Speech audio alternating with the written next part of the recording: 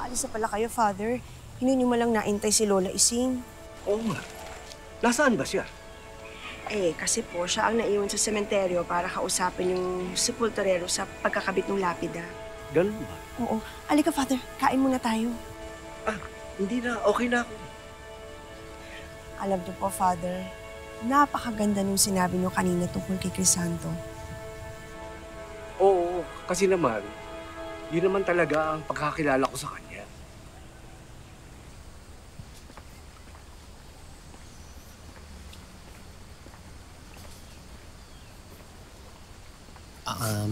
Belen, nakakagulat yung kanina, no?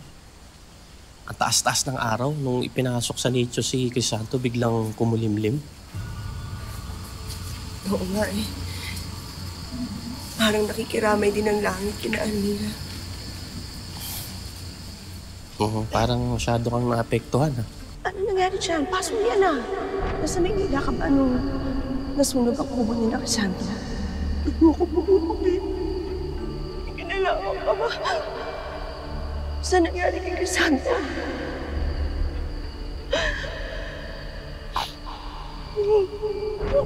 Ayoko mahulog.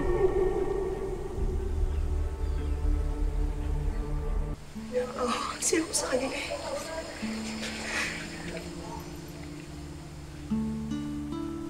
Ganon din naman ako. Sandali lang, Belen, ha? Bago ako madamay. Kapitana, kapalmok sa nakuha kong kumain, wala ka namang abuloy. Hoy, Esto, para malaman mo ha, kung hindi dahil sa akin, walang kapal at saka buburuhin yan si Crisanto. Ano? Ikaw nga kayong mag-asawa.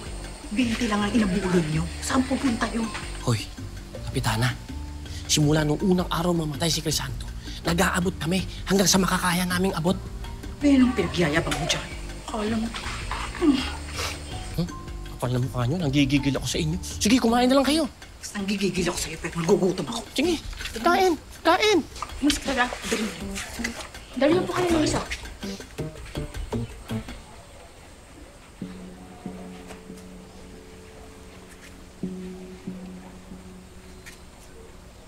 Belen, ayaw mo talaga tumigil.